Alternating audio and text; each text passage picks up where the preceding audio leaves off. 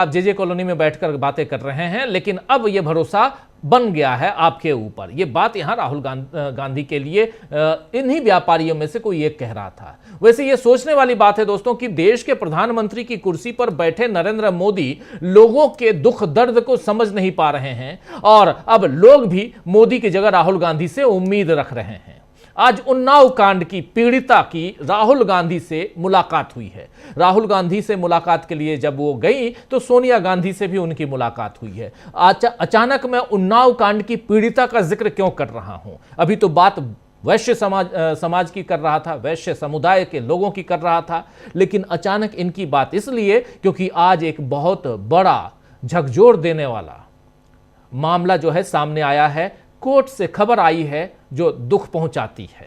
आप जानते हैं कि दिल्ली हाई कोर्ट ने उन्नाव रेप कांड में उम्र कैद की सजा काट रहे पूर्व विधायक कुलदीप सिंह सेंगर की न केवल सजा निलंबित कर दी है बल्कि उसे जमानत भी दे दी है। इस फैसले से निराश पीड़िता ने कल जब दिल्ली में धरना दिया तो पुलिस ने उसे आधी रात को जबरदस्ती उठा दिया, जिसके बाद सवाल उठने लगे कि यह कैसा इंसाफ है जहां पीड़िता को पुलिस विरोध भी नहीं करने दे रही है। और राहुल गांधी ने इसे मृत होते समाज की पहचान बताते हुए आज पोस्ट किया। इस पोस्ट करने के बाद, ये ट्वीट करने के बाद राहुल गांधी से मिलने पहुंची पीड़िता, और ये पीड़िता मिलना चाहती हैं राष्ट्रपति से भी, ये पीड़िता मिलना चाहती हैं देश के प्रधानमंत्री, गृह मंत्री से भी, राहुल गांधी, सोनिया गांधी से, लेकिन मुलाकात इनकी हो गई। राहुल गांधी ने क्या कुछ लिखा है इस मसले पे, जरा उसको दिखाता हूं, आपके सामने रखता हूं। राहुल गांधी लिख रहे हैं, क्या एक गैंग रेप पीड़िता के साथ ऐसा व्यवहार उचित है?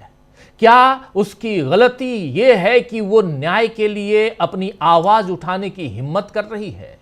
उसके अपराधी यानी पूर्व बीजेपी एमएलए सेंगर, उसको जमानत मिलना बेहद निराशाजनक और शर्मनाक है, खासकर तब जब पीड़िता को बार बार प्रताड़ित किया जा रहा हो और वो डर के साये में जी रही हो। बलात्कारियों को जमानत और पीड़िताओं के साथ अपराधियों सा व्यवहार, ये कैसा न्याय है? हम सिर्फ एक मृत अर्थव्यवस्था नहीं, ऐसी अमानवीय घटनाओं के साथ हम एक मृत समाज भी बनते जा रहे हैं। लोकतंत्र में असहमति की आवाज उठाना अधिकार है और उसे दबाना अपराध।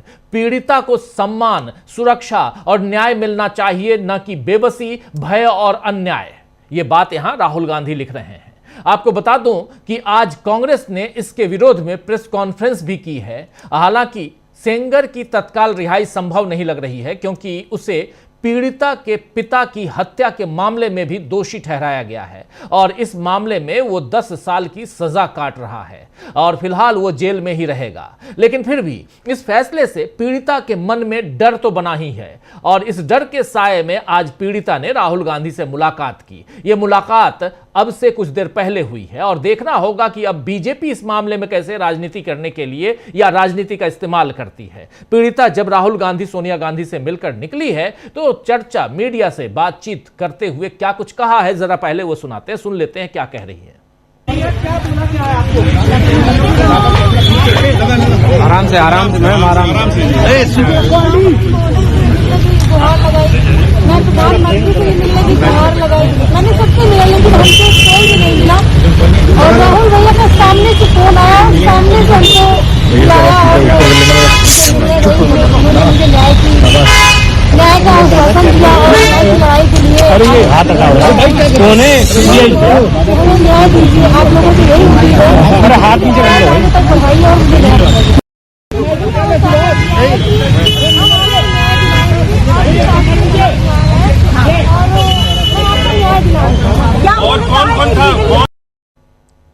हालांकि बहुत क्लियर आवाज नहीं आ रही है, मगर इन्होंने कहा कि राहुल गांधी की तरफ से फोन आया, बुलावा आया और फिर राहुल एक तरफ ये प्रधानमंत्री से, राष्ट्रपति से, देश के गृह मंत्री से मिलना चाहती हैं। आप जानते हैं कि उन्नाव का मामला यानी उत्तर प्रदेश का मामला है और ये केस फिर सुप्रीम कोर्ट के आदेश के अनुसार केस को दिल्ली शिफ्ट किया गया था और दिल्ली में इससे यानी सेंगर को सजा दी गई थी, आजीवन कठोर सजा मिली थी। लेकिन इसके बाद दिल्ली हाई कोर्ट ने इसमें जमानत दे दी है और इस सजा को भी निलंबित कर दिया है हाई कोर्ट ने। सबसे बड़ी बात कि सजा को निलंबित कर दिया गया और ऐसे में ये पीड़िता न्याय की गुहार फिर से लगा रही है, क्योंकि इसके परिवार को, इसके पिता को, सबको, परिवार के 2 सदस्यों, इसकी मौसी, इसकी चाची को मार डाला गया, पिता को पुलिस की कस्टडी में मार डाला गया, इसके ऊपर भी, इस पीड़िता के ऊपर भी हमले हुए, और ये सब देखते हुए एक डर का आलम तो होगा ही। वैसे ये देखकर दोस्तों बेहद दुख होता है कि देश में महिलाओं, अल्पसंख्यकों और तमाम कमजोर वर्गों के लिए माहौल कितना असुरक्षित बनता जा रहा है। अब तो आलम यह है कि क्रिसमस हो या ईद, देश में खुशियों से पहले तनाव पसरने लगता है। और आज कांग्रेस नेता सुप्रिया सुरनेत ने इस बारे में जो कहा है वो भी सुन लीजिए। कल क्रिसमस है, आप जानते हैं, आज 24 तारीख है, 24 दिसंबर, कल 25 दिसंबर क्रिसमस का त्यौहार। लेकिन क्रिसमस से पहले कैसे खुशियां जो बंटनी चाहिए, चाहे वो किसी भी धर्म जाति के लोगों का त्यौहार हो, अपने हिंदुस्तान में ये होता था कि हम एक दूसरे के साथ मिलजुल कर उन त्योहारों को मनाते थे, लेकिन अब उस पर भी पहरेदारी होने लगी है। जरा इस वीडियो को सुनिए, सुप्रिया सुरनेत को सुनिए। I think when Mr. Modi gets up and says कि मेरा क्रिश्चियन समुदाय से पुराना नाता है, और when he goes and forcibly hugs the Pope, he needs to answer these questions. Who are these ruffians? Who are these people? From Delhi's east of Kailash to Odisha to Madhya Pradesh to Haridwar, what is happening? Why are people who are celebrating Christmas, women, children being attacked? Can you not ensure the safety of religious diversity in India? The world is watching how these right-wing goons are roughing up, are intimidating, are threatening, are attacking Christians across the country, and trust you me, we'll have to pay a price for this. Thank you. तो अभी आप सुन रहे थे, यहां पर साफ साफ कह रही हैं, बता रही हैं कि क्रिसमस को लेकर किस ढंग का माहौल देश में बनाया गया है। आपको बता दूं कि राजस्थान के श्रीगंगानगर जिले के शिक्षा विभाग ने, जी हां, राजस्थान के श्रीगंगानगर जिले के शिक्षा विभाग ने निजी स्कूलों यानी प्राइवेट स्कूलों को चेतावनी दी है कि वो क्रिसमस के मौके पर बच्चों को जबरदस्ती सेंटा क्लॉज न बनाएं। अगर ऐसा किया गया तो उनके खिलाफ कार्रवाई की जाएगी। इस तरह के फरमान बताते हैं कि सभी धर्मों के त्योहारों पर हंसी खुशी का जो माहौल पहले हुआ करता था, अब धीरे धीरे वो सब खत्म हो रहा है। मोहन भागवत का बयान याद आता है। यहां पे अभी 3 दिन पहले बंगाल में जब थे वो कोलकाता में, तो उन्होंने कह दिया कि संविधान संशोधन करके भारत को हिंदू राष्ट्र चाहे आप घोषित करें या ना करें, भारत हिंदू राष्ट्र ही है, हिंदू राष्ट्र ही कहलाएगा। तो ऐसी सारी नफरत, यानी यहां पर आप संविधान संशोधन करने की जरूरत भी नहीं है, हम सत्ता पे काबिज हैं तो हम जैसा चाहेंगे वैसा करेंगे, यानी आपने संविधान को भी किनारे रख दिया। ऐसी नफरत इसी हिंदू राष्ट्र के भुलावे में न्यायोचित ठहराई जा रही है। और अभी बंगाल में चुनाव है, तो वहां इस किस्म का खेल थोड़ा ज्यादा होगा, थोड़ा तेज कर दिया गया है, और फिर धीरे धीरे इसे दूसरे चुनावी राज्यों में भी फैलाया जाएगा। और इस बीच मनरेगा से लेकर अरावली खत्म करने की साजिश और दिल्ली का बढ़ता प्रदूषण, इन सब से लोगों का ध्यान हटाया जाएगा। हालांकि लोगों का ध्यान अब हट नहीं रहा है, बल्कि सरकार से विश्वास हट गया है। और इसी विश्वास हटने के बीच इस पीड़िता जिसकी बात हम कर रहे थे, एक दूसरी बाइट सुनाना चाहता हूं, आवाज थोड़ी क्लियर है, उसको सुनिए। देश का पहला ऑर्डर है, देश का पहला ऑर्डर है, देश का पहला ऑर्डर है कि रेप केस में सजा रोकते हुए उसे बाहर कर दिया, मतलब जमानत दे दी गई है। देश का मेरी देश की सारी बेटियों को डर हो गया, हिम्मत हार चुकी है कि रेप होगा, कल का रेप करेगा, रेप के आरोपी 5 साल बाद बाहर आ जाएंगे। तो देश की बेटियां कैसे, एक हम ही विक्टिम नहीं, हमारे जैसे बहुत बेटियां। शर्तें भी रखी गई हैं कि 5 किलोमीटर तक अंदर नहीं आएंगे। 5 किलोमीटर क्या है सर, 5 किलोमीटर में मुझे जज साहब ने कैद कर दिया ताकि हम ना निकले डर के मारे।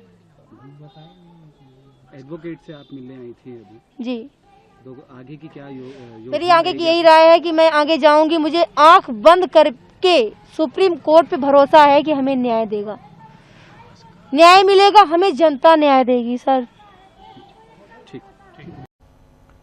तो आप सुन रहे थे यहां पीड़िता जो अपनी बात रख रही है। बहुत महत्वपूर्ण बातें इसलिए क्योंकि भरोसा आखिर कोर्ट पर कैसे करे, और लेकिन फिर भी सुप्रीम कोर्ट पर इन्हें भरोसा है। और मगर मोदी से लोगों का भरोसा घट गया है या उठ गया है या उठ रहा है। और इन सब के बीच राहुल गांधी मोदी से ज्यादा भरोसेमंद क्यों नजर आने लगे हैं? इस देश के कई लोगों को। मोदी पर, बीजेपी पर दोहरा वार क्या है, इन सब की चर्चा हम करते हैं इस न्यूज पॉइंट में। आइए, हमारे साथ कुछ वरिष्ठ साथी जुड़े हुए हैं, उनसे पहले आपका परिचय करवाता हूं और आगे बढ़ते हैं। जरा स्क्रीन पर हमारे तमाम साथियों देखिए, 4 वरिष्ठ साथी हमारे साथ जुड़े हुए हैं। डॉक्टर राकेश पाठक जी हैं, अमलेंदु उपाध्याय जी हैं, सुनील शुक्ला जी और पंकज चतुर्वेदी जी। आप चारों का स्वागत है, इस्तकबाल है। स्वागत इस्तकबाल आप तमाम दोस्त साथी शुभचिंतक आप सबका, जो अब तक जुड़ चुके हैं उनका भी, जो जुड़ने वाले हैं उनका भी। डॉक्टर राकेश पाठक जी, डॉक्टर साहब आपसे जरा समझना चाहता हूं, बात करें तो कहां से करें?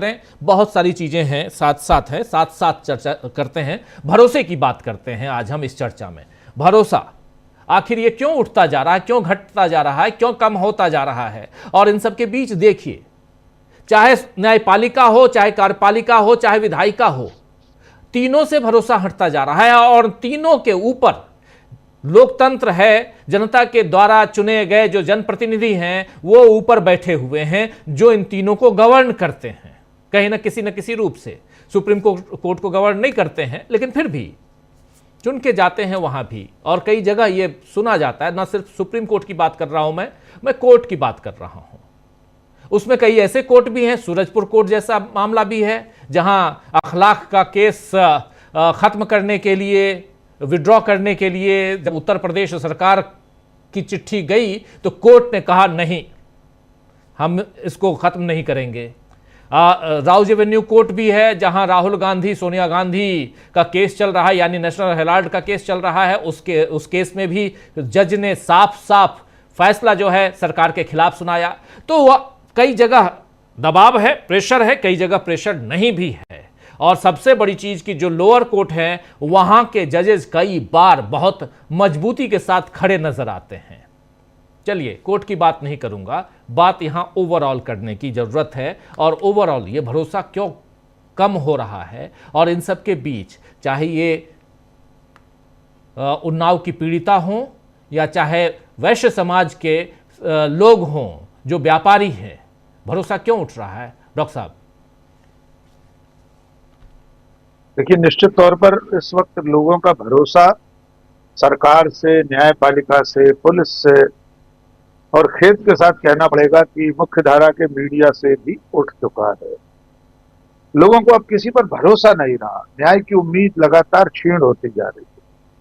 आपने ठीक उदाहरण दिए हैं कि कुछ जगह निचली अदालतों ने और कुछ जगह ऊंची अदालतों ने भी कुछ ऐसे फैसले किए हैं जो थोड़ा भरोसा जगाते हैं।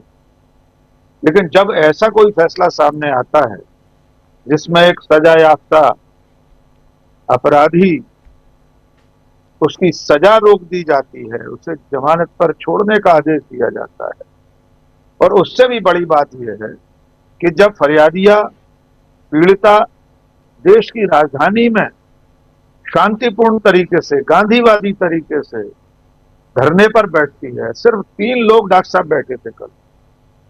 पीड़िता थी, उसकी मां थी और एक सामाजिक कार्यकर्ता योगिता जी। इसके बावजूद दिल्ली की पुलिस उठा ले जाती है, सीआरपीएफ की गाड़ी में उनको ले जाया जाता है। कौन सा अपराध कर रहे थे ये लोग? जब ऐसी घटना होगी तो निश्चित तौर पर भरोसा टूटेगा ही। दूसरा, ये जो दृश्य हम देख रहे हैं कि राहुल गांधी के साथ बैठकर वैश्य समाज के लोग अपनी पीड़ा दर्ज करा रहे हैं।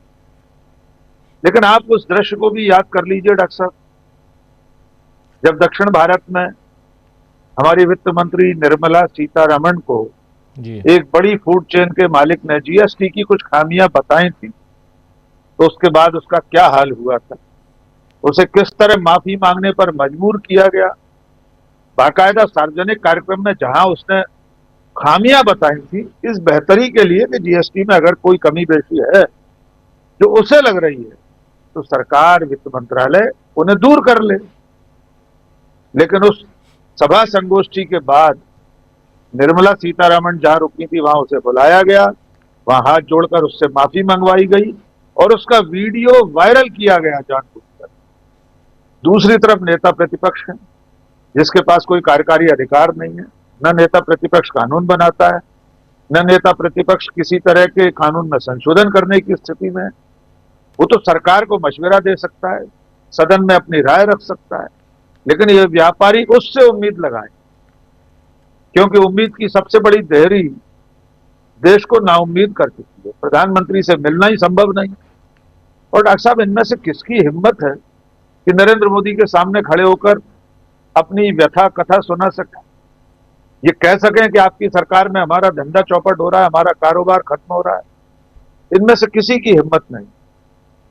इसलिए जब बची हुई उम्मीद, बचा हुआ भरोसा सिर्फ नेता प्रतिपक्ष से किया जाए, मीडिया के बचे खुचे हिस्से से किया जाए, पीड़िता भी राहुल गांधी के बुलावे पर गई है, वहां उन्होंने अपनी तरफ से बुलाया और वे हर मौके पर हर जगह मौजूद रहते हैं। चाहे हाथरस का मामला हो, भट्टा परसौल से लेकर अब तक राहुल गांधी देश की हर बड़ी समस्या के समय, हर बड़े मुद्दे के समय पीड़ित पक्ष के साथ खड़े दिखाई दे रहे हैं। और सरकार क्या करती है? सरकार पीड़ितों को ही गुनहगार बताने पर उतारू हो जाती है। सरकार और उसकी एजेंसियां ऐसे हर मौके पर जो फरियादी है, जो शिकायत करता है, जो मांग करने वाला व्यक्ति है, जो पीड़ित पक्ष है, उसकी ही दुश्मन बन जाती है। इसलिए बार बार ऐसा लगता है कि क्या इस देश को सिर्फ नेता प्रतिपक्ष से ही उम्मीद रखने की जरूरत है? तो बाकी एजेंसियां किस काम की हैं? बाकी विभाग किस काम के हैं? सरकार क्या कर रही है? फिर तो इन सबकी दुकानों पर शटर डाल देना चाहिए। अकेला नेता प्रतिपक्ष बैठ जाए दिल्ली में अपना काउंटर खोलकर, सबकी शिकायतें सुने, सबके बारे में ट्वीट करे, क्योंकि उसके पास कोई अधिकार तो है नहीं। ये चीजें बहुत अच्छी नहीं है। सरकार को चिंता करनी चाहिए। एक अंतिम बात जोड़ना चाहता हूं डॉक्टर साहब, अभी इस पहले चरण में बहुत सारे लोग ये सवाल पूछ रहे हैं कि कुलदीप सेंगर को जमानत मिलने में सरकार को क्या कर सकती है, सरकार की क्या भूमिका है जी। ये तो हाई कोर्ट का फैसला है। उन जानकारों के लिए सिर्फ इतना कहना है कि अगर सरकार, सरकारी वकील, advocate general, attorney general, deputy advocate general, पूरा अमला अदालत में खड़े होकर अगर इसका विरोध करता, इस तरह की जमानत दिए जाने, सजा पर रोक लगाने के न्यायालय के फैसले के खिलाफ अपनी आवाज उठाता, तो कम से कम इतनी तसल्ली तो होती कि सरकार ने इस तरह उसे जमानत देने और उसकी सजा पर रोक लगाने का विरोध किया था। या तो सरकार मदद, अखलाक के मामले में मुकदमा वापस लेने की मांग करने चल पड़ी है सरकार। तो ये जो अंतर है इस वक्त प्रतिपक्ष और पक्ष का, सत्ता पक्ष और विपक्ष का, वो स्पष्ट अब देश में दिखाई दे रहा है। जी बिल्कुल बिल्कुल, ये एक अंतर दिखाई दे रहा है। सुनील शुक्ला जी, आपके पास जरा आना चाहता हूं, कैसे आप देखते हैं इस पूरे भरोसे की बात? भरोसा टूटता हुआ नजर आ रहा है और भले एक छोटा वर्ग हो, कई लोग तो डर से नहीं बातें करते हैं, और ये व्यापारी वर्ग तो ऐसे भी डरा रहता है, उसको लगता है पता नहीं। और अभी जब चंदे की बात आ रही थी अलग अलग पार्टियों को, उसमें भी राहुल गांधी ने खुद कहा, बर्लिन में कहा कि अगर हमको कोई आकर चंदा देता है तो वो उसके यहां ईडी सीबीआई के छापे पड़ जाते हैं। आज की तारीख में कांग्रेस पार्टी और बीजेपी के बीच जो आर्थिक पहलू है, दोनों का अंतर देखिए तो कितना बड़ा है।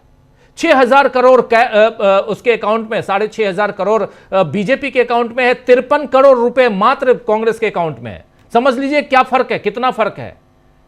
6,000 करोड़ रुपए बीजेपी के अकाउंट में है, बाकी छोड़िए 10,500 करोड़ की तो वो कंपनी जिसको चंदा मिला है। तो ये जो फर्क है, इस फर्क के बीच, इसके बाद भी अगर व्यापारी आकर राहुल गांधी से मुलाकात कर रहे हैं, बात कर रहे हैं, खुल के कह रहे हैं, और एक पीड़िता जो न्याय के लिए सरकार के दरवाजे खटखटा रही है, उसको वहां भी कुछ नहीं, वहां दरवाजे बंद कर दिए जा रहे हैं। फिर कैसी सरकार है और कैसा भरोसा, क्यों भरोसा? धन्यवाद राजीव जी। आपने कांग्रेस और बीजेपी के बीच अंतर की बात की, कोई तुलना ही नहीं है। जो चंदा जिस तरीके से मिल रहा है बीजेपी को, और जो बड़े व्यापारी हैं, बड़े उद्योगपति हैं, उनके ट्रस्ट हैं, जो उनका व्यवहार के साथ है, दोनों में कोई तुलना ही नहीं है। आप तुलना कर रहे हैं अडानी साहब से उस व्यापारी की जो राहुल गांधी के सामने बैठ करके कह रहा है कि साहब हमारा व्यापार। सुनील जी, आपका वीडियो, स्थिति ये है। जी, आपका नेटवर्क वो हो रहा है। मैं एक काम करता हूं, मैं तब तक पंकज जी के पास आता हूं इसी सवाल के साथ। आप जरा रिकनेक्ट कीजिए पंकज जी, इसी सवाल के साथ आपके पास रिकनेक्ट कीजिए जरा सुनील जी। देखिए राजीव जी, ये भारत हमको समझना होगा कि जो अनऑर्गेनाइज सेक्टर है व्यापार का, फुटकर व्यापार का, उसका यह जो हमारी जीडीपी है उसमें लगभग 13% योगदान होता है। और जो अनऑर्गेनाइज सेक्टर, जो छोटी छोटी गांव गुर्बे की छोटी मोटी दुकानें, गुमटियां होती हैं, ये अकेले रोजगार नहीं देती हैं, ये भारत की जीडीपी को एक गति देती है। लेकिन ये सरकारी रिपोर्ट है कि 2018 के बाद में जो अनऑर्गेनाइज्ड फुटकर बाजार का सेक्टर है उसकी भागीदारी लगातार कम होती जा रही है। 2023 में जो कुल व्यापार का 84% रह गई थी, और साथ साथ सरकार का आंकड़ा कहता है कि 2027 में घट के 77% रह जाएगी। अब एक ब्रांड चेन्स का, होम सप्लाई का एक मैटर तो है, लेकिन इसके साथ में जो कुछ और जो मार है व्यापारी पे, टैक्सेशन की मार है जिसके अंदर जीएसटी तो ही है, इसके अलावा यह है कि जो कैश का फ्लो छोटे व्यापारी के पास जो रुक गया, यानी छोटा व्यापारी जो गली मोहल्ले का है उसका अधिकांश जो इस समय ट्रांजैक्शन है वो ये जो अपना क्यूआर कोड वाली इकोनॉमी उस पे आ गया। उसके कारण उसको एक बहुत बड़ी दिक्कत हुई, उसके पास कैश नहीं होता, उसके पास केवल वो पैसा होता है कि वो पैसा दूसरे थोक व्यापारी को उसी से ट्रांसफर कर दे। एक ये दिक्कत हुई। दूसरा, जो पूरे देश में सबसे बड़ी दिक्कत देखी जा रही है कि इस समय जहां जहां पर अनऑर्गेनाइज सेक्टर की छोटी मोटी दुकानें हैं उन पे अतिक्रमण के नाम पे बड़े स्तर पर बुलडोजर चलाए जा रहे हैं। वो कोई जात धर्म देख के नहीं हो रहा है। इस समय आप उत्तराखंड में देखिए, हल्द्वानी से लेकर अल्मोड़ा तक इस बुरी तरीके से तोड़ा जा रहा है लोगों को। होता है कि जाहिर है कुछ कुछ जगह, इसमें कोई कहने का गुरेज नहीं है कि छोटे दुकानदार या छोटे शहरों के दुकानदारों की फितरत होती है कि वो अपनी दुकान को थोड़ा आगे बढ़ाते हैं, सामान रखते हैं, लेकिन ये आज की बात नहीं है, सालों की बात है और उसको मैनेज किया जा सकता है। लेकिन जब हम बगल में खड़े हुए बड़े मॉल को फायदा पहुंचाने के लिए इन छोटी दुकानों में तोड़फोड़ शुरू करते हैं तो एक बहुत बड़ा हमारे सामने, उनके सामने रोजी रोटी का संकट खड़ा होता है।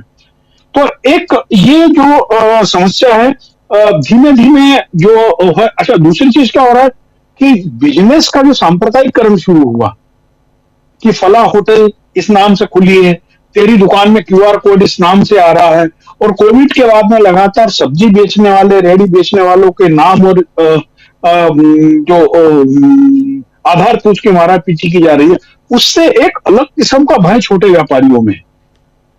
मैं आपको बताऊं, जो खरीदार है वो प्रायः सांप्रदायिक रूप से ध्रुवीकृत नहीं होता है, लेकिन इन गुंडों के दखल से व्यापारी भी प्रभावित होता है और सामान का आना जाना प्रभावित होता है। और अब आप देखिए कि ये सरकार जो है आखिर ऑर्गेनाइज सेक्टर को क्यों लेना चाहती है केवल मार्केट में। ऑर्गेनाइज सेक्टर में जाहिर है कि आप जानते हैं कि अडानी और अंबानी दोनों की बड़ी यूनिट्स हैं जो चेन बेस्ड हैं। सबसे बड़ी ये, इनसे ये सीधे चंदा ले सकती है, कॉर्पोरेट चंदा। बाकी छोटा दुकानदार तो देता नहीं चंदा। लेकिन आप देखिए इसका खतरा देखिए, कल की घटना में दिल्ली की बता रहा हूं। दिल्ली में एक ऑनलाइन बड़ा एक चेन था,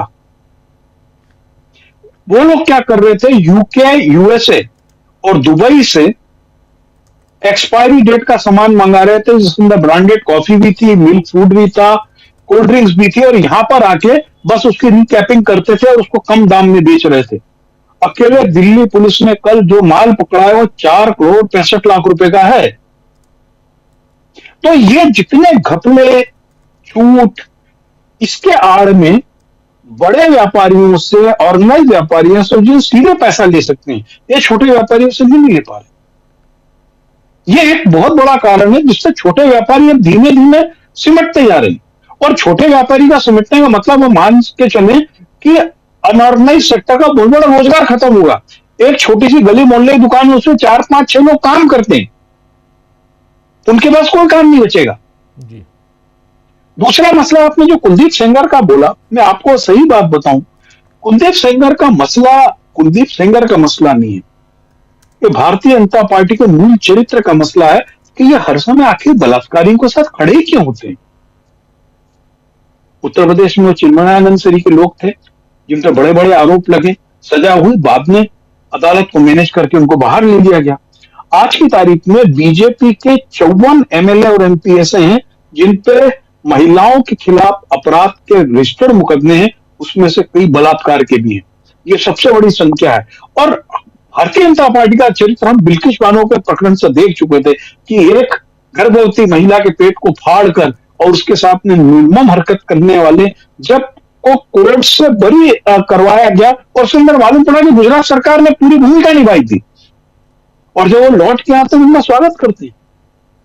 तो ये भारतीय जनता पार्टी का मूल चरित्र है और इनके मूल चरित्र का ये असल कारण ये है कि ये लोग जिस परिवेश से आते हैं, जहां इनकी सुबह से शाखाएं लगती हैं, इनको बौद्धिक कहते हैं, ये लोग यौनिक रूप से कुंठित होते हैं। इनकी पूरी बातचीत, इनका पूरा विमर्श, इनकी देह दशा कमर के नीचे के हिस्सों पे चलते हैं। आप सोशल मीडिया पे देखिए, आप सोशल मीडिया पे यदि कोई लिखे नेहरू ने ये किया, इंदिरा जी ने ये अच्छा किया था, तो उस पर जो उस आरएसएस के लोग जो लोगों कमेंट होंगे वो अधिकांश कमेंट कमर के नीचे के अंगों के होते हैं। यानी जो फर्स्ट फ्लोर होता है, ये इंसान का फर्स्ट फ्लोर है ना, बुद्धि वाला, वहां तक वो आते ही नहीं, ग्राउंड फ्लोर पे जीते रहते हैं। तो ये उनका चरित्र है। तो कुलदीप सेंगर के साथ उन्होंने जो जिस तरीके से किया, ऐसे और कई मामलों में कर चुके हैं अदालत के इस्तेमाल के साथ में। क्योंकि आप ये जान के चलिए, आज यदि किसी मामले में किसी की जमानत नहीं हो पा रही है तो इसका मतलब यह है कि बीपी और सरकार की ओर से उसका तगड़ी तरीके से विरोध किया जा रहा। और यदि जमानत हो जाती है तो इसका मतलब ही यह है इस प्रकार के मामले में जिसमें इसमें पॉक्सो एक्ट लगा हुआ है, या लड़की नाबालिग थी जब उसके साथ में दुर्व्यवहार हुआ था, और यदि आप पूरी कहानी पढ़े तो फिल्मी कहानी से लिखी है कि उसके बाप को मार डाला गया, उसकी गाड़ियों से उड़ा दिया गया। हम लोगों ने फिल्मों में कहानी सुनी कि गवाह को गाड़ियों से उड़ा दिया जाए।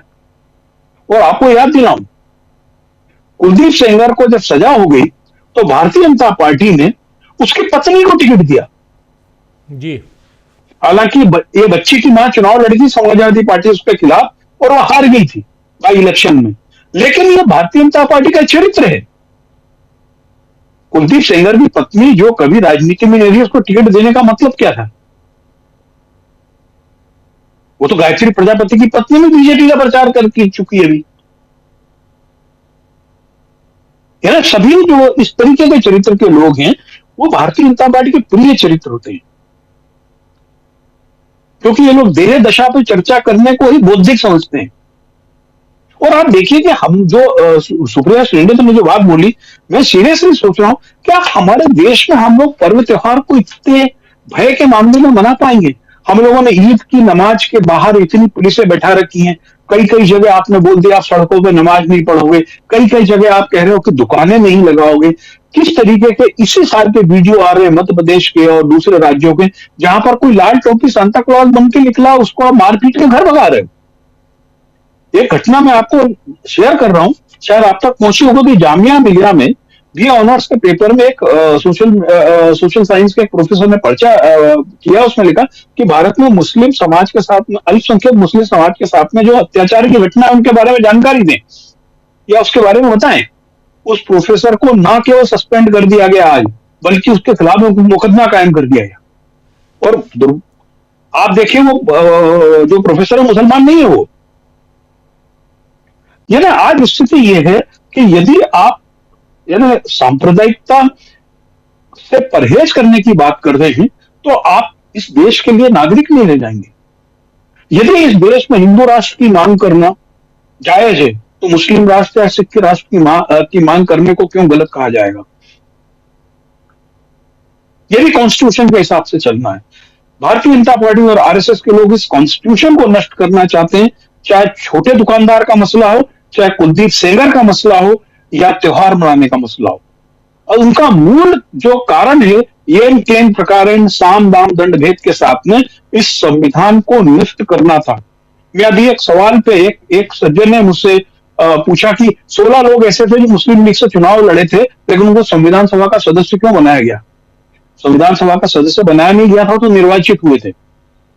हिंदू महासभा तो बड़ी मुश्किल से 2 लोगों को भेजे तो भेजने नहीं चाहते थे क्योंकि संविधान सभा का विरोध कर रहे थे।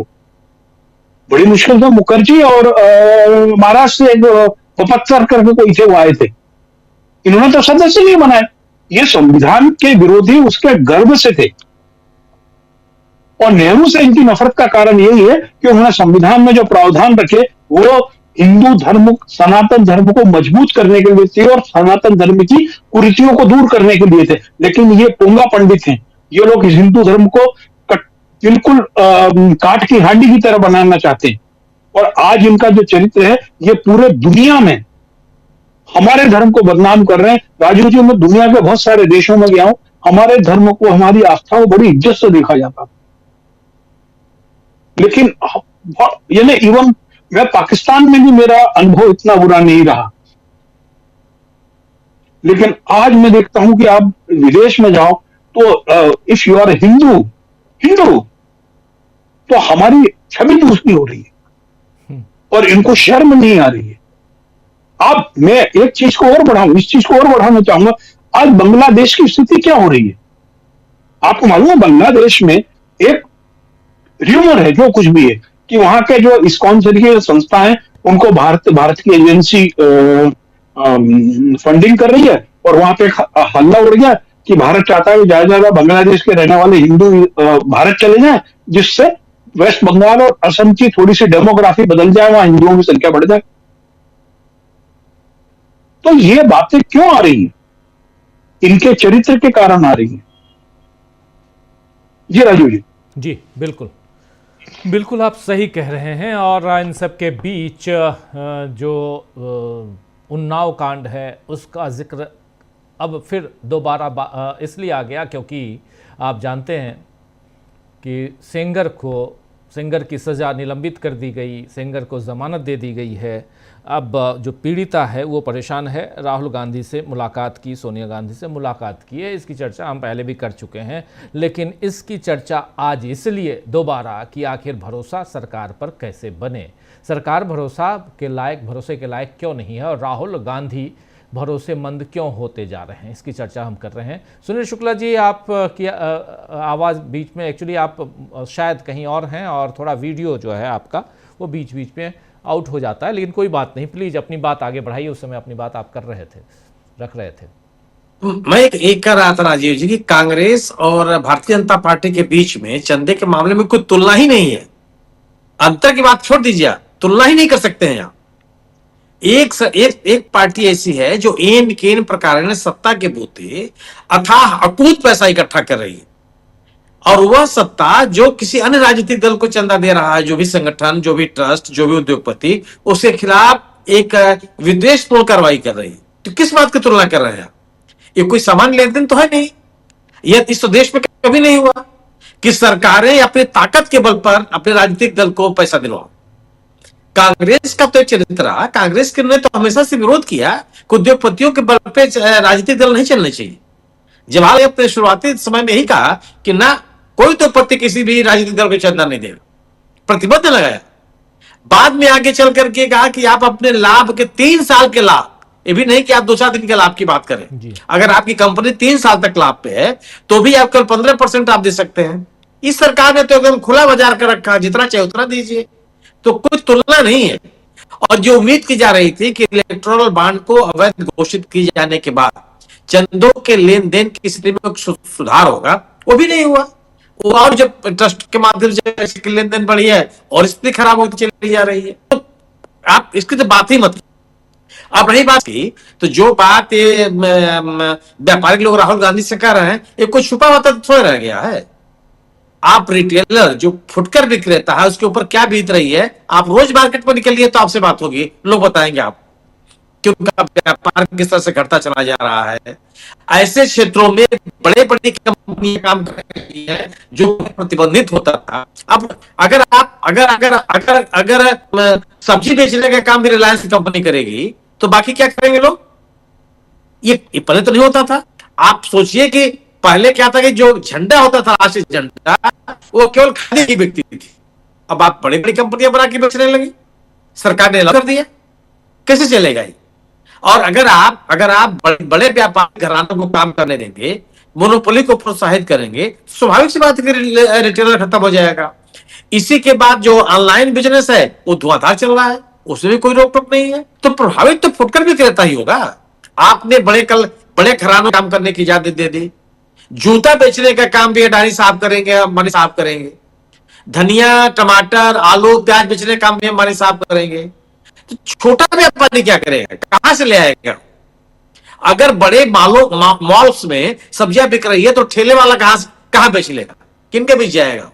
उसका व्यापार तो कम होना ही होना है, वो हो रहा है। राहुल गांधी ने अपनी आर्थिक नीतियों में बाकायदे कहा कि आप बड़े घरानों को इस तरह के फुटकर कामों में अनुमति नहीं दी, अगर आप अपनी व्यवस्था को अर्थव्यवस्था को ठीक रखना चाहते हैं। राहुल गांधी ने उत्पादन बोलने कि अगर उत्पादन घटेगा तो अर्थव्यवस्था बेहतर नहीं कर सकते हैं। तो यह जो अविश्वास घट रहा है सरकार को लेकर के, यह कोई काल्पनिक नहीं है, यह कोई एकेडमिक पास नहीं है, ये लोगों का भोगा हुआ यथार्थ है, तो उनके साथ बीत रही है। इस कारण से सरकार के उनका विश्वास घटा। अब आप राहुल उन्नाव घटना की बात कर लीजिए, उस घटना को याद कीजिए। जब यह घटना सामने आई तो एफआईआर कब दर्ज हुआ? एफआईआर दर्ज में देरी करने के लिए क्या क्या नहीं उपाय किए गए? सेंगर साहब को बचाने के लिए कौन कौन से प्रयास नहीं किए गए? नौबत क्या आई कि उत्तर प्रदेश के बाहर इसकी सुनवाई की बात कही पीड़ित पक्ष में, तब जाके सजा हुई। सजा होने के बाद भी भारतीय जनता पार्टी ने सेंगर साहब के साथ किस तरह का व्यवहार किया, तो किसी को आश्चर्य थोड़े हो रहा। अगर दिल्ली उच्च न्यायालय में बहस हो रही थी, और तो दिल्ली उच्च न्यायालय में जो लोग बातें कर रहे हैं कि साहब तो अदालत का फैसला है, अदालत पे खड़े होकर विरोध किया आपने? क्यों नहीं विरोध किया? दिल्ली जेडीयू के उन विद्यार्थियों के खिलाफ तो आप पिछले 5 साल से विरोध कर रहे हैं उनके जमानत का। आप जिस व्यक्ति के ऊपर बलात्कार का आरोप है, वो भी अवेस्ट लड़की के साथ, उसके जमानत का विरोध नहीं करेंगे, उसके सजा माफी का विरोध नहीं करेंगे। उत्तर प्रदेश सरकार का या केंद्र सरकार का कोई भी न्यायिक अधिकारी, वरिष्ठतम न्यायिक अधिकारी क्या इस मामले में अदालत में अपीयर हुआ? अगर नहीं अपीयर हुआ तो क्या ये नहीं बताता कि सरकार क्या चाहती थी, किस सजा में किस तरह की छूट मिले? बिल्किस बानो का केस आपके सामने है कि किस तरीके से गुजरात की सरकार ने उनको चुनाव के पहले छोड़ा, और फिर अदालती हस्तक्षेप जब हुआ और जेल से बाहर निकलने के बाद किस तरीके से उनका सम्मान किया गया गुजरात में, उसके बाद अदालती हस्तक्षेप हुआ तो उनको जेल न जाना पड़े, उसको बचाव के लिए गुजरात सरकार ने क्या क्या नहीं किए, सबके सामने है। उत्तर प्रदेश में ही अमरवती त्रिपाठी का यह घटना आप याद कर लीजिए, उनके ऊपर भी एक कवित्री की हत्या का आरोप लगा। क्या क्या इस सरकार के आने के बाद जेल में सजा याफ्ता होने के बावजूद किस तरीके से उनको रखा गया, किस तरह की उनको छूट दी गई। अब अमरवती बेटे के ऊपर जिस तरीके से अपनी पत्नी की हत्या को लेकर के जो आरोप लगे, जो उनकी पत्नी की मां है, किस किस तरह के आरोप लगाए, आपको क्या ये पता चला कि उस मामले में राज्य सरकार कठोर से कठोर सजा देने वाले के लिए बहुत प्रयासरत है? ये बड़ा सवाल है। तो अगर चुनावी लिहाज से कोई भी चीज इनके मुफीद है वो ठीक है, फिर उसके बाद तो ये सरकार ऐसे आरोपियों को, ऐसे लोगों को दंडित कराने का प्रयास करे, ये कहीं आपको दिखाई नहीं पड़ेगा। हत्या के आरोप में जो जिन लोगों को सजा मिली हुई है आजीवन कारावास, उत्तर प्रदेश सरकार ने उनको छोड़ा है, इसी योगी सरकार ने उनको छोड़ा है, अदालतों में उसका विरोध करने तक नहीं गई, मुकदमे तक वापस ले लिए। ये सभी चीजें आपके सामने हैं। अभी अखलाक के मामले में ही आप देखिए, बाकायदे सरकार ने लिख करके दिया कि ये मुकदमे वापस, कोई साक्ष्य नहीं है, और एक तर्क उसमें यह दिया गया कि अगर ये मुकदमा वापस हो जाएगा तो सांप्रदायिक सौहार्द बनेगा। ये जियो ने हमें पहली बार सुन रहा है कि हत्या का आरोप हो, किसी व्यक्ति की मौत लिंचिंग कर दी गई हो, जो व्यक्ति जिसकी जान ले ली गई हो, उसमें आरोपियों के खिलाफ मुकदमे वापस हो जाए, वो मुकदमा खत्म कर दिया जाए।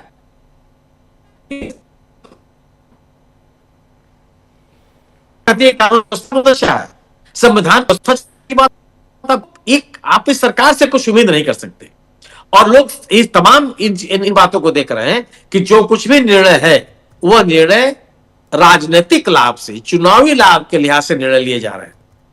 वह इस दृष्टिकोण से निर्णय नहीं लिए जा रहे हैं कि संविधान के प्रति लोगों की आस्था क्या होगी, कानून व्यवस्था को लेकर के लोगों के मन में किस किस तरह के सवाल पैदा होंगे, एक जो पीड़ित है गैंगरेप के जो पीड़ित युवती है उसके ऊपर क्या बीतेगा, ये तमाम चीजें आपके सामने आई। और अगर आप चुनाव में जिसकी बात कही पंकज जी ने कि अगर आप सेंगर साहब की पत्नी को टिकट दे देंगे तो क्या ये आपके संरक्षण का प्रमाण नहीं है? आप किसी आरोपी के खिलाफ खड़े हो जाते हैं। अपराधियों के खिलाफ खड़े होने का तात्पर्य केवल थोड़ा होता है कि आप उस व्यक्ति के खिलाफ सबके, आप उसको किसी तरह का सहयोग नहीं मिलना चाहिए, बल्कि आप उसके खिलाफ खड़े, वो तो दिखाई पड़ता। तो चाहे कानून व्यवस्था की स्थिति हो और चाहे आर्थिक गतिविधियों का, जो लोग इस सरकार के ऊपर देख उनका कारण है कि विश्वास पैदा हो रहा है लोगों को। और राहुल गांधी ने जो सवाल पैदा किए हैं, ये राहुल गांधी ने हर चीज तार्किक तरीके से रखा। अगर आप राहुल गांधी की बात से असहमत हैं, जो बातें राहुल गांधी कर रहे हैं उसका खंडन होना चाहिए ना सरकार की ओर से। अगर सरकार जानती है कि राहुल गांधी गलत बात कर रहे हैं, अगर राहुल गांधी ने आज कहा कि साहब जो रिटेलर है उसको नुकसान हो रहा है, और वह नुकसान की बात जो रिटेलिंग के काम में लगे हुए लोग खुद कर रहे हैं, सरकार बोले कि जो बात कही जा रही है गलत है या सही है। लेकिन राहुल गांधी के द्वारा उठाए गए सवालों को लेकर के राहुल गांधी को घेरने की कोशिश करना, यह तो कहीं से उचित नहीं है। और निश्चित रूप से दोनों जो घटनाक्रम है, इस कारण से लोगों के मन में सरकार के संदेह पैदा हो रहे हैं, और ये संदेह तभी दूर होंगे जब जो सवाल उठाए जा रहे हैं उनको लेकर के सरकार कोई बात करेगी।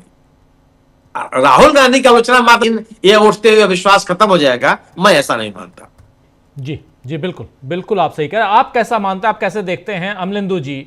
विश्वास की बात हो रही है, भरोसे की बात हो रही है, और यहां पर एक पे एक ऐसी घटनाएं सामने आ रही हैं कि भरोसा सरकार से लोगों का उठता जा रहा है। अरावली की ही बात देख लीजिए ना, अरावली वहां भी भरोसे की बात है, और इन तमाम मसलों पे तो हम लोग चर्चा आज कर ही रहे हैं। अमलेंदु जी। राजीव जी, देखिए, भरोसा सरकार से ही नहीं उठ रहा है, बल्कि पूरी व्यवस्था से एक तरीके से देखा जाए तो भरोसा लोगों का उठ रहा है, और इसके लिए जिम्मेदार सरकार है। क्योंकि राजीव जी, व्यवस्था जो है वो उसका एक बड़ा पार्ट जो है वो सरकार होती है, और सरकार के क्रियाकलाप जो है वो काफ़ी कुछ प्रभावित करते हैं। हम लोग देख रहे हैं कि किस तरीके से न्यायपालिका के ऊपर भी सरकार के दबाव साफ तौर पर दिखाई पड़ते हैं, वो उसके फैसलों में भी यदा कदा दिखाई पड़ जाते हैं कि सरकार के दबाव किस तरीके से काम कर रहे हैं। तो ये तो राजीव जी देखा जाए तो सब दबाव अच्छी तरीके से काम करते हुए नजर आते हैं। अब जहाँ तक राहुल गांधी पे भरोसे की बात है राजीव जी, हम लोग देख रहे हैं कि जो राहुल गांधी ने आज वैश्य समाज के साथ अपनी बातचीत का वीडियो जारी किया है।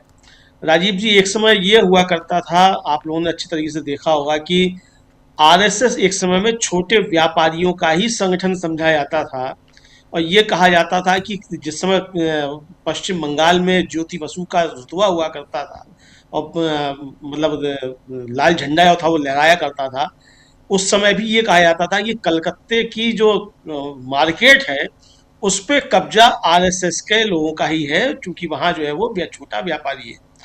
और राजीव जी, ये जितने भी स्वयंसेवक थे, ये सब गुरु दक्षिणा पे जाके जो थे वो खिचड़ी खाया करते थे देशी घी की, वो सब इन छोटे व्यापारियों के यहाँ ही जाके खाया करते थे, और ये उन्हीं का संगठन समझा जाता था। लेकिन राजीव जी, प्रमोद महाजन ने जिस तरीके से बीजेपी को बदलना शुरू किया, और उसके बाद नरेंद्र मोदी ने आकर बीजेपी को एकदम कॉर्पोरेटीकरण जिस तरीके से किया, उसके बाद आज भारतीय जनता पार्टी सबसे बड़ी दुश्मन इन छोटे व्यापारियों की ही बन गई है, और प्रधानमंत्री के कुछ मित्रों को फायदा पहुंचाने के लिए तमाम नीतियां बन रही हैं। और ये बात अब राजीव जी धीरे धीरे जाकर छोटे व्यापारी को भी समझ में आने लगी है। आपको याद होगा कि गुजरात के चुनाव में सूरत में जो थे वो खूब नारे लगे कि कमल का फूल हमारी भूल, इस तरीके के नारे जीएसटी को लेकर लगे। हालांकि बाद में चुनाव आज जीत गई थी भारतीय जनता पार्टी, लेकिन ये नारे वहां लगे, और बिल जो छपाए गए वहां व्यापारियों ने, उस पर ये लिखा था कि हमारी भूल कमल का फूल। तो ये हमारी भूल कमल का फूल लोगों को अब राजीव जी समझ में आने लग गई है बात, और ये भी समझ में आने लगा है कि उनकी बात कौन कर रहा है। सुबह ब्रेकिंग में भी राजीव जी मैंने जिक्र किया था कि जिस दिन अरविंद केजरीवाल की जमानत पर बहस चल रही थी सुप्रीम कोर्ट में, उस दिन एएसजी राजू जो थे वो एक दिन उपस्थित हुए थे, और उन्होंने कहा था कि मैं अभी नहीं रह पाऊंगा, मैं 2 बजे के बाद आऊंगा, क्योंकि दूसरी अदालत में 350 मुकदमे जीएसटी के लगे हुए हैं और मुझे उसमें जाना है। अब राजीव जी ये जीएसटी के 350 मुकदमे अगर सुप्रीम कोर्ट तक पहुंच रहे हैं और जीएसटी काउंसिल जो है उसको लेकर तमाम बातें उठती हैं, ट्रिब्यूनल को लेकर तमाम बातें उठती हैं, तो आप समझ सकते हैं कि 350 मुकदमे एक दिन में सुप्रीम कोर्ट पहुंच रहे हैं जीएसटी को लेकर। तो जीएसटी को लेकर किसके मुकदमे हैं? ये अडानी अंबानी के तो नहीं है, ये जो छोटा व्यापारी है, मझोला व्यापारी है, उसी के मुकदमे जीएसटी को लेकर पहुंच रहे हैं। और अब तो जीएसटी को पीएमएलए एक्ट में शामिल कर दिया है, यानी ईडी का एक सिपाही जो है वो आकर किसी व्यापारी को 1 रुपए के नोटिस पर भी गिरफ्तार कर सकता है और 6 महीने तो आपकी जमानत होगी ही नहीं, सुनवाई ही नहीं होगी। इसके अंतर्गत ले आया गया। तो ये किस तरीके से छोटे व्यापारियों को खत्म करने की साजिश के तौर पर भी देखा जा रहा है कि सरकार किस तरीके का कानून बना रही है, और लोगों को भी ये बात समझ में आने लगी है। पहले नोटबंदी के जरिए और फिर जीएसटी के जरिए छोटे व्यापारी की कमर तोड़ने का काम इस सरकार ने राजीव जी किया, ये साफ तौर समझ में आ गया जी। अब जिस तरीके से राजीव जी भारतीय जनता पार्टी के लोग यौन अपराधियों के समर्थन में खुलकर खड़े रहते हैं, वो भी एक बड़ा चिंता का विषय है। क्योंकि आप ये सिर्फ एक कुलदीप सेंगर का मसला नहीं है, आप देखिए कि किस तरीके से पहलवान बेटियों का मामला हुआ तो भारतीय जनता पार्टी खुलकर ब्रजभूषण शरण के साथ खड़ी रही। आज तक उनको पार्टी से नहीं निकाला गया है, किसी भी तरीके से उन पर कोई कार्रवाई नहीं हुई। इसी तरीके से कुलदीप सिंह सेंगर के साथ अंकिता भंडारी के मामले में भी नाम आ चुका है। जहां भी आप देखिए वहां इस तरीके के ये साथ में खड़े हुए नजर आते हैं। लेकिन राजीव जी इसके साथ साथ सवाल न्यायपालिका पर भी हैं। भंवरी देवी का जो मामला था राजस्थान का, उसमें जज साहब ने क्या कहा था कि ऊंची जाति के लोग जो है वो क्यों पर करेंगे ये गलत काम, गंदा काम क्यों करेंगे। तो अगर इस मानसिकता से राजीव जी अदालतों के फैसले होंगे तो सवाल तो निश्चित तौर पर उठेंगे। तो यहाँ राजीव जी सिर्फ ये नहीं है कि अब तर्क क्या दिया गया है, तर्क ये दिया गया है कि साहब चूंकि पुलिस जो है पीड़िता को प्रोटेक्शन नहीं दे पा रही है तो हमेशा के लिए तो अपराधी जो है उसको जेल में नहीं रखा जा सकता। भाई जब लाइफ प्रिजनमेंट हुआ है तो किसके लिए हुआ है? जमानत पे बाहर रहने के लिए हुआ है। यानी एक तरफ अदालतों में राजीव जी उन लोगों के जमानतें हैं उन पर सुनवाई नहीं हो पा रही है 7-7 साल से, जिनके खिलाफ अभी चार्जशीट भी दाखिल नहीं हुई है, और दूसरी तरफ जो सजा याफ्ता आदमी है उसको आप कह रहे हैं कि भाई हमेशा इसको जेल में नहीं रख सकते। तो ये राजीव जी दोहरा रवैया जो है अदालतों का, इस पर भी मुझे लगता है कि देश के अंदर चर्चा होनी चाहिए। जी बिल्कुल, देश के अंदर ये चर्चा होनी चाहिए। ज़रा इसी चर्चा को हम लोग जो कर रहे हैं इसको थोड़ा और आगे बढ़ाते हैं। डॉक्टर साहब, इसको कैसे देखा जाए ओवरऑल? एक तरफ देखिए, अभी शुरुआत में मैं बता भी रहा था कि आरएसएस का जिक्र चूँकि कर रहे थे अभी अमलेंदु जी, तो वो ख्याल और आया कि मोहन भागवत कह रहे हैं कि भारत ऑलरेडी हिंदू राष्ट्र है और बंगाल के हिंदुओं एकजुट हो जाओ। ये जब बात आप करते हैं तो हिंदुओं एकजुट हो जाओ नहीं, भारत में बंटवारे की सियासत आप करते हैं या उसमें और घी डालने की कोशिश करते हैं, जहां आपको एकजुटता की कोशिश करनी चाहिए। जब हिंदुस्तान की एकजुटता रहेगी तभी हिंदुस्तान बना रहेगा, भारत बना रहेगा। लेकिन भारत में अगर लोगों के बीच आप बंटवारे की बात करेंगे तो भारत को आप तोड़ने की कोशिश कर रहे हैं। इस साजिश को समझने की ज़रूरत है और कई हमारे इस देश के नागरिक, हमारे साथी इस बात को शायद दूसरे हिसाब से ले जाते हैं, इमोशनली दूसरी तरफ बह जाते हैं और वहां कहीं ना कहीं इस देश के लिए ही घाटा करते हैं। ये मुझे लगता है, इसलिए मैं ये बात यहां कह रहा हूं। लेकिन ओवरऑल अगर देखा जाए तो यहां पर परिस्थितियां कुछ और नजर आती हैं, जिसमें ये बंटवारा भी, जिसमें एक अलग और बहुत हड़बड़ी में नजर नहीं आ रही है इस वक्त मोदी सरकार। मुझे वो हड़बड़ी दिखाई दे रही है, क्या आप लोगों को दिखाई दे रही है? और कैसे? मैं इन्हीं तमाम मसलों को आपके सामने रख रहा हूं, आप सबके सामने रख रहा हूं और रोज रखता हूं। जरा आपके जरिए भी समझना चाहता हूं, पंकज जी, सुनील जी, अमलेंदु जी, आपके जरिए भी समझ, क्या आखिर इस तीसरे कार्यकाल में नरेंद्र मोदी इतनी हड़बड़ी में क्यों हैं, जहां आम जनता के बारे में, उनके हित के बारे में जो एक जनहितैषी जो सरकार होनी चाहिए वो नजर नहीं आ रही है? तीसरा कार्यकाल तो बिल्कुल नजर नहीं आ रहा है। मैं दूसरे और पहले कार्यकाल के लिए सर्टिफिकेट नहीं दे रहा हूं। तीसरा कार्यकाल अगर कह रहा हूं तो इसका मतलब दूसरा और पहला कार्यकाल बहुत अच्छा था, जनहितैषी था, मैं कम से कम ये सर्टिफिकेट नहीं दे सकता। लेकिन तीसरा तो बिल्कुल ही नहीं दिखाई देता है। डॉक्टर साहब, सबसे पहले तो देश की जनता को सैल्यूट कीजिए। एक ताजा खबर आई अभी कुछ सेकंड पहले, अरावली में, पूरे अरावली क्षेत्र में उत्खनन पर केंद्र सरकार ने रोक लगा दी है। वो आदेश भी हम चाहेंगे स्क्रीन पर हमारे साथी दिखा दें, जी जी, जो अभी भारत सरकार की तरफ से पत्र सूचना कार्यालय से आया है। एक आध सेकंड में हमारे साथ दिखा देंगे ये बिल्कुल आपके बगल वाले इसमें ये वो आदेश की कॉपी है जी, ये आदेश है। Centre will protect entire Aravalli, no mining lease जी, no mining lease, protect expanded, ये साफ यहाँ साफ कि सेंटर प्रोटेक्ट। अब इसको पूरा चूंकि छोटे अक्षरों में है, डॉक्टर साहब अगर आप पढ़ पा रहे हों, आपके पास अगर है तो जरूर बताइए। और ये बहुत इंपॉर्टेंट खबर आप बता रहे हैं, बहुत महत्वपूर्ण खबर बता रहे हैं जी डॉक्टर साहब। डॉक्टर साहब, ये लंबा निर्णय है केंद्र सरकार का, लेकिन इसको एक लाइन में यूं समझ लें कि ये जनता की जीत है। हमने पिछले दिनों जिस तरह देखा कि हरियाणा और राजस्थान के लोग अरावली पर्वत श्रृंखला पर चारों तरफ से घेरा डालकर बैठ गए थे, हमारे दर्शकों के लिए कुछ चीजें अपडेट कर देते हैं कि अरावली पर्वत श्रृंखला करीब करीब 692 किलोमीटर लंबी है। समुद्र तल से ऊंचाई किसी भी पहाड़ की नापी जाती, किसी भी स्थान की, शहर की, तो समुद्र तल से उसका आकलन किया जाता है। सरकार ने, सुप्रीम कोर्ट ने 100 मीटर से कम समुद्र तल से जिनकी ऊंचाई, उसने पहाड़ मानने से ही इनकार कर दिया था।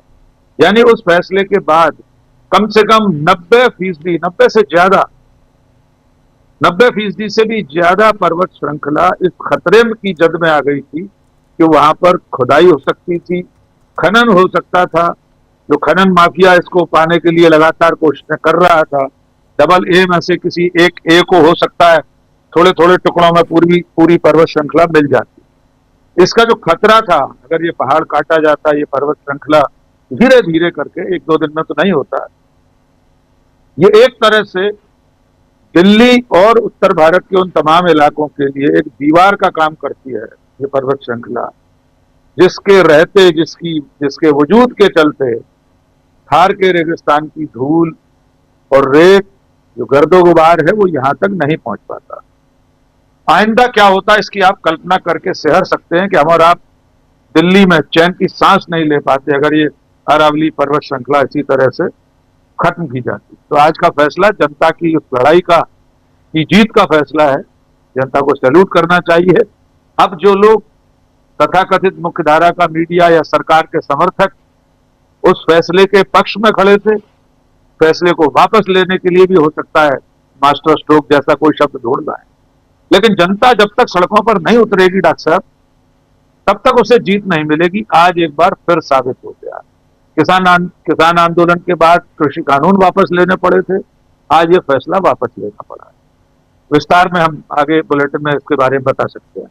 अब जहां तक सवाल आपका बाकी का सवाल था, जो संघ की योजना है, नरेंद्र मोदी की हड़बड़ी या जल्दी है, उसके पीछे जो वजह है मैं समझ पाता हूं, वो ये है कि एक तो आने वाले दिन मोदी के लिए खासतौर से, बीजेपी के लिए खासतौर से कठिन होने वाले।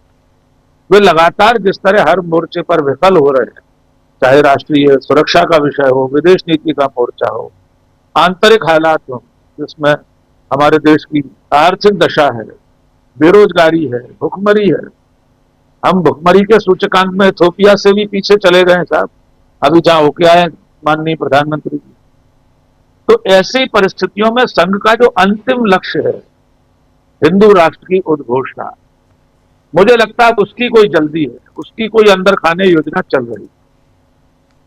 डॉक्टर मोहन भागवत ने यूं ही नहीं कहा है कि इसके लिए संवैधानिक स्वीकृति की जरूरत नहीं है, भारत तो हिंदू राष्ट्र है। ये कहते समय भूल गए कि इस देश में करोड़ों मुसलमान रहते हैं, 2% से ज्यादा ईसाई रहते हैं कुल जनसंख्या के, बौद्ध रहते हैं, और तमाम ऐसे लोग हैं जिनमें नास्तिक भी हैं। तो आप हिंदू राष्ट्र कैसे घोषित कर सकते हैं? लेकिन उन्होंने अपने भाषण में डॉक्टर एक बहुत सांकेतिक बात भी कही है। हो सकता है संसद इसके बारे में कुछ सोच रही हो, संसद से आशय उनका सरकार से था। फिर उन्होंने कहा कि कई चीजें ऐसी होती हैं सरकार और संसद के स्तर पर जो होती रहती हैं, पहले से बताई नहीं जाती हैं, दिखाई नहीं देती। क्या सचमुच में ऐसी कोई तैयारी चल रही है कि किसी दिन संसद का विशेष सत्र बुलाकर नरेंद्र मोदी सेंगोल धारण करके आए हैं और भारत को हिंदू राष्ट्र घोषित कर दें? क्योंकि अब उनके पास अपनी नाकामियों को छुपाने का अंतिम तरीका, अंतिम ढाल, सिर्फ एकमात्र जो उपाय है, अंतिम ढाल जो बची है, वो हिंदू राष्ट्र की उद्घोषणा है। पंकज जी ने बिल्कुल ठीक कहा कि जिस तरह से खालिस्तान की मांग करना इस देश में संविधान विरुद्ध है, जिस तरह इस्लामिक राष्ट्र की मांग करना संविधान विरोधी है, उसी तरह इस लोकतांत्रिक संवैधानिक राष्ट्र राज्य में हिंदू राष्ट्र की मांग करना, उसके लिए आंदोलन चलाना, उसके लिए अभियान चलाना, पदयात्राएं निकालना, सभा संगोष्ठियां करना, ये सब भी पूरी तरह संविधान विरोधी है।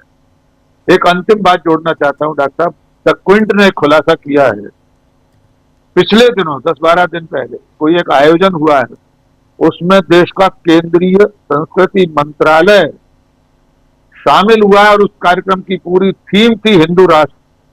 सरकारी पैसे से उसका आयोजन हुआ है। वहां पर ऐसे ही लोगों ने, सनातन संस्था और सह आयोजक के रूप में केंद्रीय संस्कृति एवं पर्यटन मंत्रालय उसमें सह आयोजक था। तो अब आप समझिए कि सरकार ने वो पर्दादारी भी छोड़ दी है। अब सरकार, सरकार के मंत्री, सरकार के विभाग खुलकर हिंदू राष्ट्र के लिए आयोजन कर रहे हैं और सरकार के पितृ संगठन का मुखिया घोषित रूप से कह रहा है कि अब हिंदू राष्ट्र बन चुका है, इसके लिए संवैधानिक स्वीकृति की जरूरत नहीं है। सिर्फ एक पल के लिए कल्पना करके देखिए कि पंजाब में कोई सिख ये कह दे, गुरुद्वारा प्रबंधक कमेटी का कोई शख्स ये कह दे कि पंजाब खालिस्तान बन चुका है, इसके लिए संवैधानिक स्वीकृति की जरूरत नहीं है, तो क्या यह देश उसे बर्दाश्त करेगा? निश्चित तौर पर कोई इसे स्वीकार नहीं करेगा। लेकिन डॉक्टर मोहन भागवत के बयान और सरकार की तैयारियां उस खतरे की आहट को सुनने के लिए हमें मजबूर कर रही हैं, जो आने वाले कल में बहुत बड़ा खतरा हो सकता है। और वो खतरा है देश के धर्मनिरपेक्ष स्वरूप को, उसकी संवैधानिक इस मान्यता को कि भारत एक धर्मनिरपेक्ष राष्ट्र है, उसे खत्म करने की जो तैयारियां चल रही हैं और खुलकर घोषणाएं हो रही हैं, वो आने वाले कल के बड़े खतरे की आहट भी रखते हैं। जी बिल्कुल बिल्कुल, आप सही कह रहे हैं। एक खतरे की आहट तो है ही। जरा जल्दी से पंकज जी आपके पास आना चाहता हूं। अरावली का मामला, इसमें एक बात ये है कि जो पहले से जो खनन हो रहा है उस पर रोक नहीं है, लेकिन नए खनन पे और जो नया जो इनका दिशा निर्देश था, जो कानून इन्होंने बनाया था, उस पर रोक लगाया गया है, रोक लगी है, लेकिन वो नए के लिए कि नए को हम कोई इसका अधिकार नहीं देंगे, लेकिन पुराना जैसे चल रहा था वैसे चलता रहेगा। इसको और विस्तार से पढ़ने के बाद इसमें बहुत सारी चीज़ें आएंगी, लेकिन एक बड़ी जीत कही जाएगी कि जब जनता सड़क पे आती है तो सरकारों को झुकना पड़ता है। और उसका एक नमूना हम लोगों ने, एक उदाहरण हमने देखा था इसी दिल्ली के आसपास तीनों अलग अलग जो बाउंड्रीज थे दिल्ली के, वहाँ पे चाहे वो सिंघू बॉर्डर हो, चाहे वो टिकरी बॉर्डर हो, या वो इधर उत्तर प्रदेश और दिल्ली से लगा हुआ बॉर्डर, ये तीनों बॉर्डर पे हम लोगों ने देखा किसानों की जीत हुई। नरेंद्र मोदी ने कहा कि हमारे ही, यानी मेरे ही, नरेंद्र मोदी के ही की ही तपस्या में कोई कमी रह गई। फेस सेविंग के लिए अच्छा वर्ड है ये, अच्छा सेंटेंस है अपने आप को बचाने के लिए कि मेरी ही तपस्या में शायद कमी रह गई। चलो मैं ही अपनी गलती मान लेता हूँ, वरना 13 महीने से तो हम तुम पे बिल्कुल डंडा मार ही रहे थे, बरसा ही रहे थे, और आंखों देखी उन चीज़ों को बहुत नज़दीक से देखा, किसान आंदोलन को बहुत नज़दीक से कवर किया हूँ, इसलिए वहाँ के पल पल की बातें जानता हूँ, एक एक पल पल की रिपोर्ट थी। खैर, लेकिन अब ये अरावली का मामला हो, क्या लगता है आपको? जरा आपके पास आऊं एक बार, ये उन्नाव पीड़िता की एक बाइट और आई है, मैं वो सुनाना चाहता हूं, आप लोग सुनिए जरा।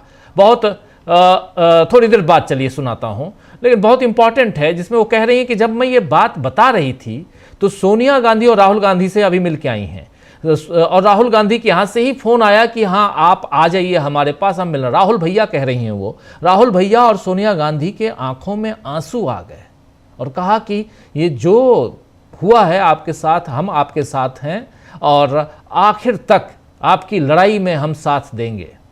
आंखों में आंसू थे, उनकी जुबानी हम सुनेंगे, लेकिन एक तरफ उन्नाव का मामला, चलिए सुन ही लेते हैं, सुनिए जरा।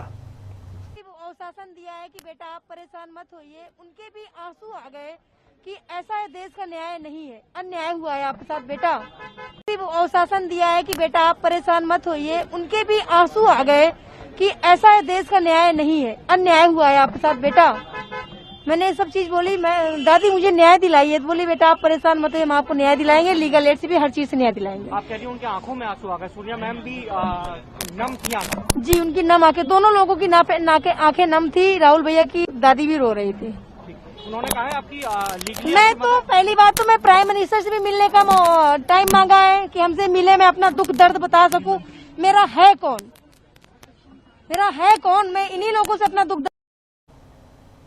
तो सुन रहे थे, आंखों में आंसू आ गए। और लेकिन सबसे बड़ी चीज है कि इनको न्याय मिले, सबसे बड़ी बात। इसी दिल्ली ने 2012 और यही दिसंबर का महीना था, और कितना बड़ा कांड इसी दिल्ली में हुआ था, आप लोगों को याद होगा पंकज जी, निर्भया कांड की बात मैं कर रहा हूं।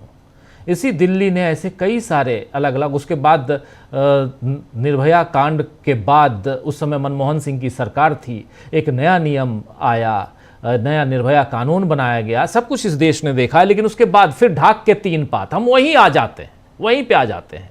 और इसलिए मैं ये सवाल कर रहा हूं क्योंकि उस समय यही भाजपा, यही नरेंद्र मोदी, यही भाजपा के उनके दूसरे साथी, उसके अलावा दिल्ली में एक अलग आंदोलन फिर उसकी शुरुआत हो चुकी थी, अन्ना आंदोलन जिसको कहा जाता था। लोकपाल लोकपाल गाना गाते थे ना, आज की तारीख में लोकपाल कहीं दिखाई देते हैं ना अन्ना हजारे दिखाई देते हैं। तो इसलिए, और इन सब के बीच इन्हीं सीढ़ियों पे चढ़ के आज तीसरी बार मोदी जी प्रधानमंत्री हैं, तीसरी बार के प्रधानमंत्री हैं। लेकिन हड़बड़ी में क्यों है, ये सवाल आपसे भी पूछना चाहता हूं कि आखिर हड़बड़ी क्या है? क्या उनको नहीं लगता कि वो 5 साल रह पाएंगे, या उनके ऊपर कोई और प्रेशर है, क्या कुछ है? या उधर ट्रंप का प्रेशर है, या इधर से कहा जाए तो आरएसएस का प्रेशर है, क्या चीज है? देखिए, आरएसएस और जनसंघ के समय से भारतीय जनता पार्टी का जो मैंडेट रहा है, धारा 370 कॉमन सिविल कोड, ये जितने हैं, इसमें अब उनका जो अंतिम लक्ष्य है, नरेंद्र मोदी चाहते हैं कि उनको जिस कमिटमेंट के साथ में अचानक 2010 के आसपास आरएसएस ने उनको राष्ट्रीय नेता बनाया था, अटल आडवाणी मुरली मनोहर जोशी की जोड़ी के बावजूद, तो उसको वो पूरा करें। यह सौभाग्य है इस देश का कि इनको स्पष्ट बहुमत नहीं मिला। ये बहुत स्पष्ट है, बिहार में बहुत बड़े मैंडेट के साथ में एनडीए सरकार में आया है, लेकिन वहां पर इतना सहज अभी कुछ नहीं है। यह भी तय है कि चंद्रबाबू नायडू और नरेंद्र मोदी की पार्टी का जो रिश्ता है वो एक वैचारिक रूप से समान धरातल का रिश्ता नहीं हुआ, अनैतिक किस्म का रिश्ता है। भले ही आरएसएस ने बहुत कोशिश की थी दफा 377 अनैतिक कुकृत्य के कानून को समाप्त कर दिया जाए, लेकिन वो अभी फिलहाल हमारे यहाँ है, तो अनैतिकता अभी बरकरार है। मैं थोड़ी सी चीज को, राकेश भाई की बात को विस्तार से बताना चाहूंगा। वो इतना भयावह है जिसको इस देश के लोग समझ नहीं पाए। भारत मंडपम में जो कार्यक्रम हुआ उसका पैसा दिया संस्कृति मंत्रालय ने, संस्कृति मंत्री शामिल हुए, उसकी पब्लिसिटी में शेर की लाट के साथ में दिल्ली में पोस्टर लगे। और आपको बताऊं वो संस्था कौन है जिसने इस कार्यक्रम को आयोजित किया? वो संस्था वो है जो कम से कम 8 बम धमाकों में, मडगांव बम धमाकों से लेकर औरंगाबाद बम धमाकों में शामिल है। गोविंद पानसारे से लेकर कई हत्याओं में उनका नाम आया है। सीधे उनके सनातन संगठन के लोग 2018 में बाकायदा महाराष्ट्र विधान परिषद ने केंद्र सरकार को प्रस्ताव पारित किया था कि सनातन संस्था को आतंकवादी संस्था घोषित करके इस पर रोक लगाई जाए। यह कॉन्फिडेंशियल रिपोर्ट नहीं है, यह विधानसभा में लिखी गई रिपोर्ट है कि सनातन संस्था वो संस्था है जो मैस्मरिज्म करती है, लोगों में अंधविश्वास का बढ़ावा देती है और वो गैर वैज्ञानिक है। उस संस्था के साथ में उदय माहुरकर ने मिलकर, उदय माहुरकर जो आरएसएस के खुले सितारे हैं, उसके साथ में वहां पर यह आयोजन किया गया जिसके अंदर कपिल मिश्रा सरीके बंगाली लोग शामिल हुए। तो यह कोई छोटा मोटा चीज नहीं है, यह एक देश के लिए भयावह संदेश है। दूसरी चीज आपको और बताऊं, तो राकेश जी की बात को आगे बढ़ा रहा हूं। हमको बहुत अच्छा लग रहा है कि सरकार ने अब आगे ठेका देने से मना कर दिया है, लेकिन ये सरकार ने इस डिसीजन को लेने में 20 नवंबर से लेकर और आज 1 महीना क्यों लगाया? आपको बता दूं, बहुत छोटे छोटे खेल किए। हम सब लोगों को याद रखना चाहिए कि लगभग 2021 के आसपास खोड़ी गांव था जिसमें 10,000 मकान थे फरीदाबाद के पास, उसको सुप्रीम कोर्ट के आदेश के नाम पर नेस्तनाबूद कर दिया गया था।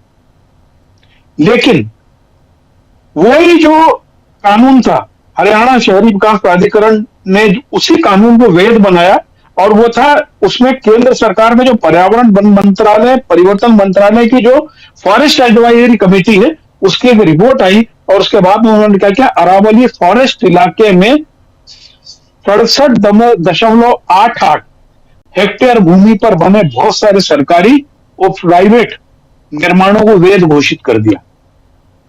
ये परसों की बात है। और ये उसी इसमें जो था पंजाब भूमि संरक्षण अधिनियम 1900 का अंतर्गत वहां पे निर्माण पर रोक थी। 3 साल पहले हरियाणा विधानसभा में इसी के कानून की आड़ लेकर इसमें संशोधन करके इसी निर्माण को वैध करने की कोशिश की गई थी। उस समय कांग्रेस ने विरोध किया था, नहीं किया।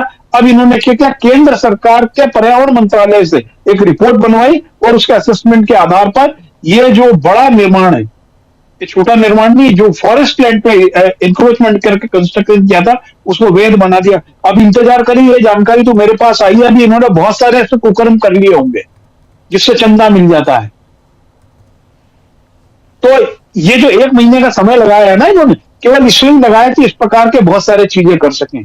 और आखिर चंदा का इनका खेल आप देखिए, मैं आपको बता रहा हूं कि हम अरुणाचल प्रदेश को लें, पेमा खांडू ने विश्व का रिकॉर्ड बनाया। 1 महीने में 3 पार्टी बदली, चीफ मिनिस्टर रहते हुए।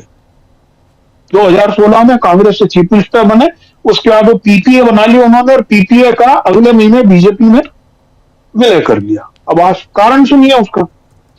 2012 से और 2023 तक 146 ठेके 383.4 करोड़ के, जो केवल अरुणाचल प्रदेश के 2 जिलों के हैं, वो 100% ठेके पेमा खांडू के परिवार की कंपनियां, जो उनकी पत्नी, उनके बेटे, उनके साले के नाम है, उनको दिए गए।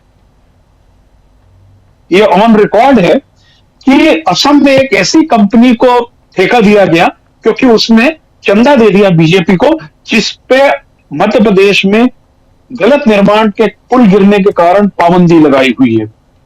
त्रिपुरा और मणिपुर में जहां आग लगी हुई है, वहां पे 77 करोड़ 63 लाख रुपए का बीजेपी को चंदा उन फर्म ने दिया जो सरकारी ठेकेदार हैं, जिनको सरकारी ठेका मिलता है।